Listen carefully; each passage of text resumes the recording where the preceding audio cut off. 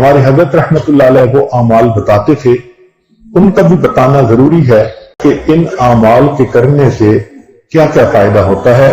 ہم جہاں جسمانی دوائیوں سے فائدہ اٹھائیں گے وہاں قرآن کے ان اعمال سے بھی فائدہ اٹھائیں۔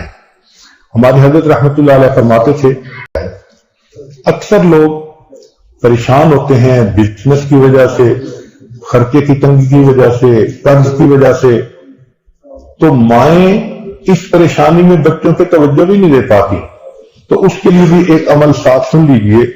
ہمارے حضرت مرشد عالم رحمت اللہ علیہ فرماتے تھے کہ جب بھی نماز پڑھیں ہر نماز کے بعد اول آخر ایک دفعہ درود شریف اور درمیان میں 7 مرتبہ سورت لإیلاف قریش، پوری سورت 7 دفعہ پڑھیں، چھوٹی سی سورت ہے، اور پھر دعا مانگیں۔